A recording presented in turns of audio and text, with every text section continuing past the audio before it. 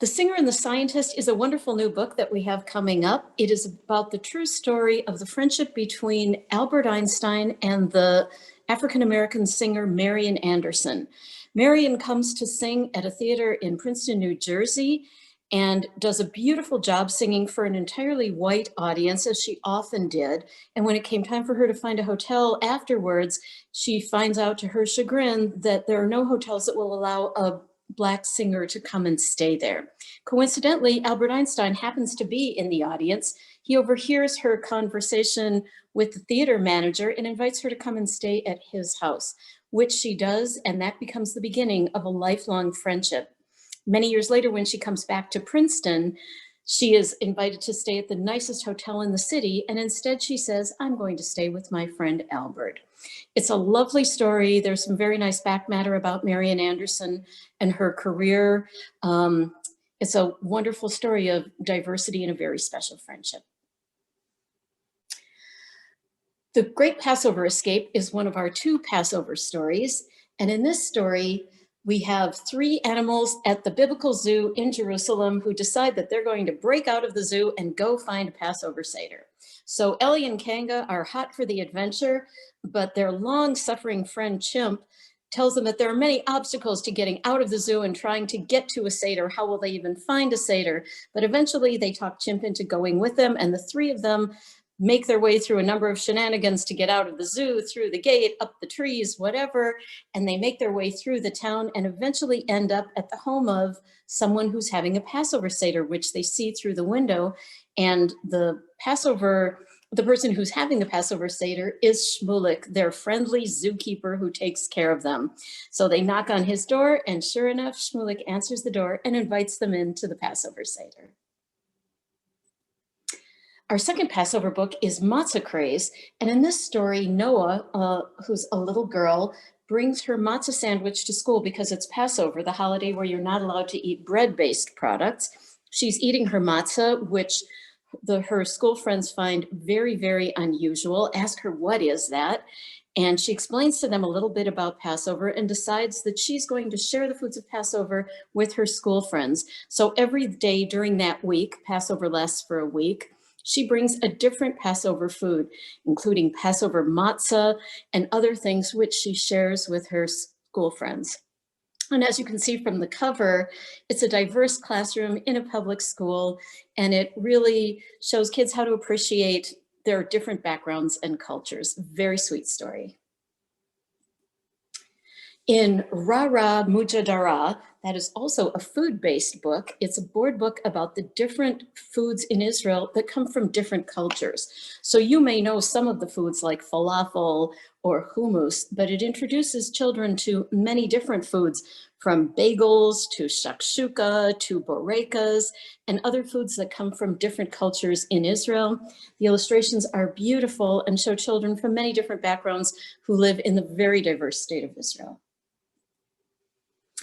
In A Rainy Day Story by Ruth Calderon, who is an Israeli author, this is a beautiful story that's a retelling of a famous parable. In this story, Rabbi Hanina is going out for a walk in the rain, and it's raining, and he just becomes miserable, all wet and soggy, but he watches all around as the ducks and the fish and all of the plants soak up the rain, and they're so happy for the rain, and he's miserable. So he says to God, "Why is it that the whole world is having a wonderful time while I'm suffering?" And so the rain stops.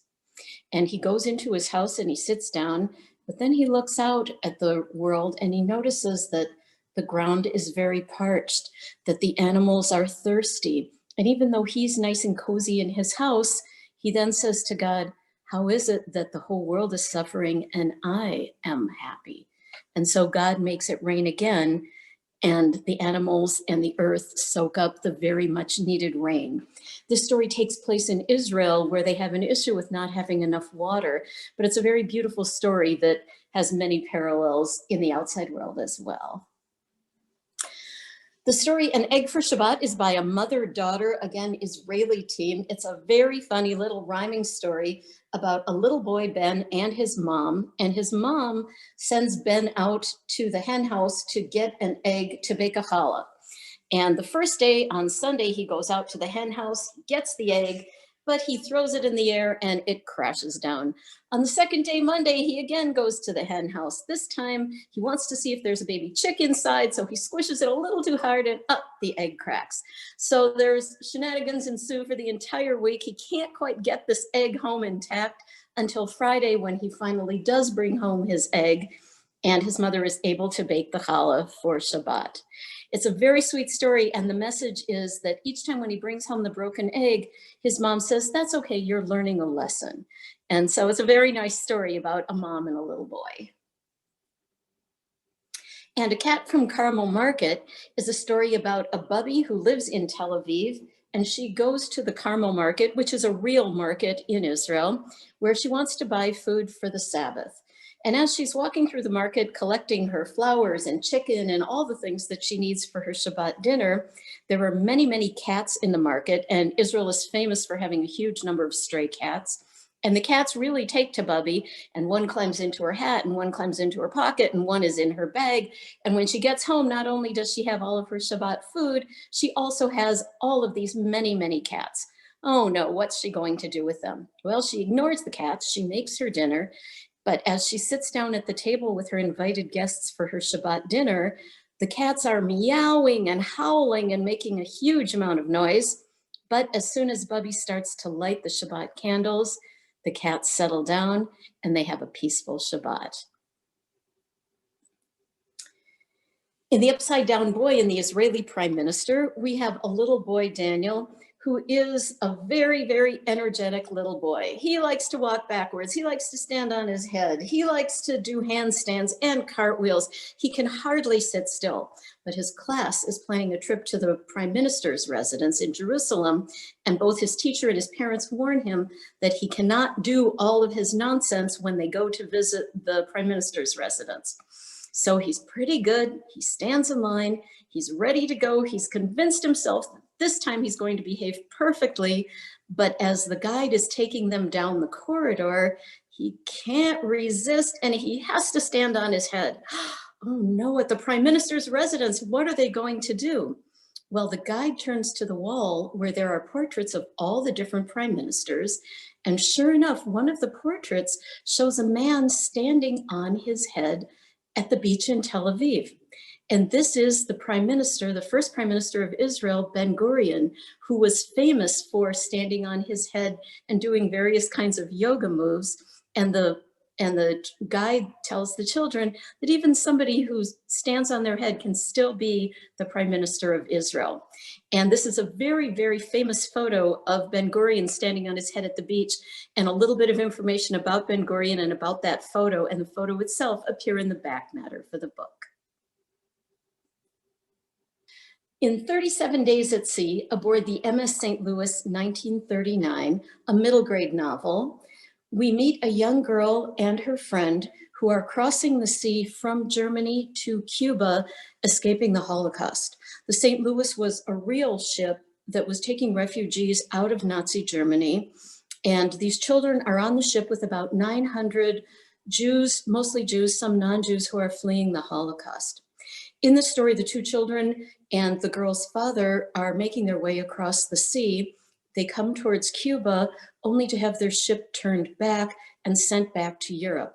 On the real MS St. Louis, some of the people on the ship survive and others do not. But in this particular case, the little girl is going to America eventually, and the boy that's with her ends up in France.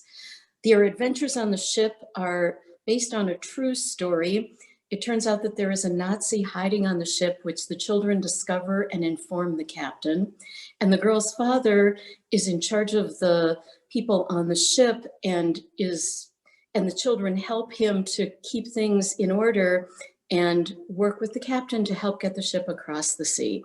This is based on a true story, and it's really a beautiful one. It's told in verse, which is an unusual format.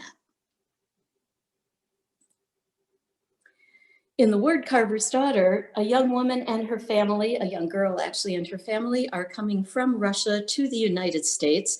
The girl's father is a wood carver and carves Torah arcs and other sorts of furniture in Russia. And the girl would like to be a wood carver as well, but that's not possible in that day and age. But when she comes to America, she is hoping that she can start a whole new life in America and be able to be a wood carver in America. But as it turns out, things aren't better for young women in the United States than they are in Russia in terms of the kinds of things they can do. But she perseveres and is able to become a wood carver in her own right. So this is really a feminist story about a young girl who makes her way in a new country. It's a story about refugees and coming to a new place. So it's really timely, despite the fact that it takes place a while ago. Natan Sharansky, Freedom Fighter for Soviet Jewry, is a graphic novel about Natan Sharansky, who was a Soviet dissident who led the fight to save Jews from the Soviet Union. This was a period where Jews were not allowed to practice their religion in Russia, in the USSR. And Sharansky decides that he is going to be the voice of his people, a very courageous thing to do under the Soviets. And he starts to protest. He is arrested. He is sent to a prison camp. But he has a wife who is very wonderful in helping him to gain his freedom. And she also elicits help from Jews all over the world and non-Jews as well, including the President of the United States, to help Sharansky be free.